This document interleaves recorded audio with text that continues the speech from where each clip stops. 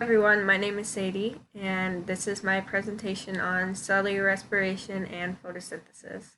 So, from what I could gain in a simpler view, cellular respiration is breaking down the sugar molecules, and that itself is catabolism, as you can tell right here. It is the diagram of them all together and their form together, and then it's breaking it down into separate molecules, and it's left with energy as well.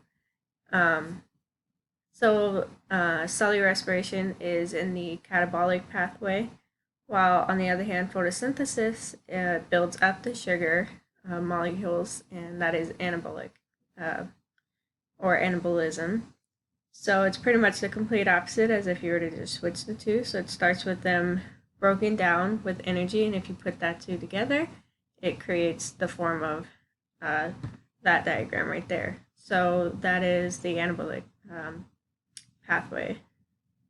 So as far as them being alike, cellular respiration and photosynthesis,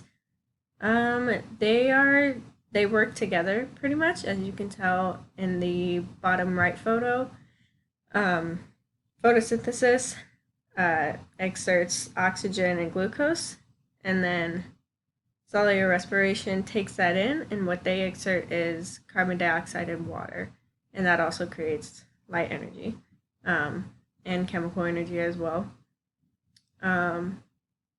So they kind of just go hand in hand, and they work with each other back and forth. So what I wrote down is photosynthesis requires carbon dioxide and releases oxygen, while cellular respiration requires oxygen and releases carbon dioxide. So they're kind of just switching with each other and working together.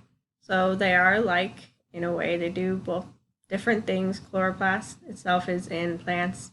The mitochondria is obviously in animals and humans like us.